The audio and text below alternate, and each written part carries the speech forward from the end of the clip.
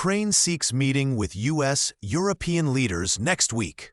Ukrainian President Volodymyr Zelensky says Ukrainian officials want to meet with U.S. President Donald Trump and European leaders next week to discuss recent developments in efforts to end the three-year war with Russia. The proposed meetings appear designed to add momentum to the push for peace. Zelensky expressed frustration Friday with what he called Russia's lack of constructive engagement in the process while it continues to launch devastating aerial attacks on civilian areas.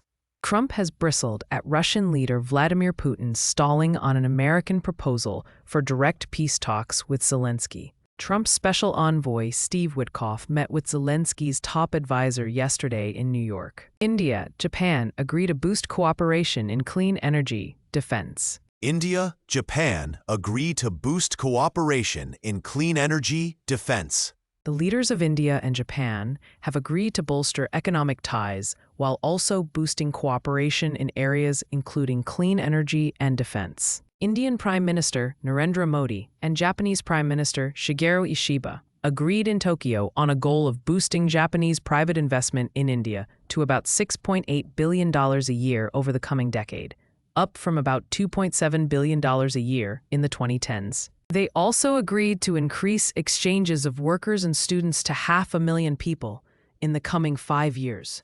Japan hopes India's young workforce can help address labor shortages it faces with its super-aging population. In a joint statement, Ishiba and Modi reaffirmed their commitment to cooperate as part of the Quad framework of regional leaders, which also includes the U.S. and Australia, and is intended to counter China's growing influence. Wusiyao caucus meeting did not discuss personnel changes. D.C. court temporarily blocks Trump administration from quickly deporting Undocumented immigrants.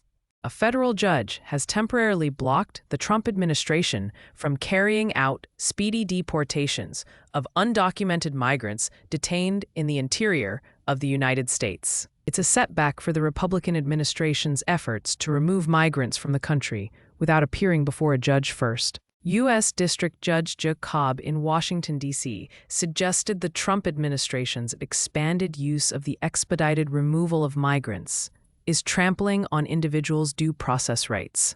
She called the process pursued by the Trump administration skimpy and based on a startling argument that those who entered the country illegally are entitled to no process under the Fifth Amendment. Bolivian court throws out case against former interim president. Bolivian court throws out case against former interim president. Bolivia's highest court has thrown out criminal charges against former interim president Janine Áñez over her role in the 2019 killings of protesters. The contentious decision just before midnight Friday in Bolivia marked a legal victory for the opposition leader after almost 4.5 years in prison. Hours earlier, another opposition leader, Luis Fernando Camacho, left jail and jetted home to a hero's welcome in his city of Santa Cruz. The court ordered Áñez's case to restart in a special process for alleged crimes committed by former heads of state. The freeing of opposition leaders come weeks after elections boosted the opposition for the first time in decades, and the moves are raising concerns among critics who see the justice system as subject to political manipulation. Áñez was arrested in 2020 and was sentenced in 2022 to 10 years in prison on charges of terrorism and sedition in connection with her 2019 takeover, following pressure from the military on the sitting president Evo Morales.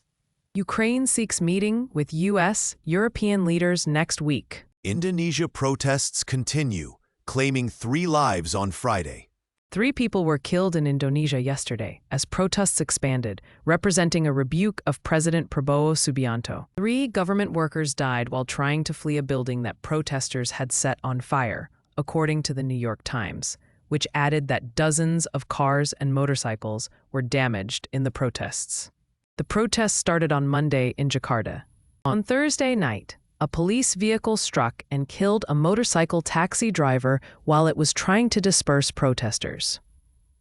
Prabowo visited the deceased's family yesterday. Protesters have called for an end to housing allowances for lawmakers, which they see as lavish given the general population's economic challenges.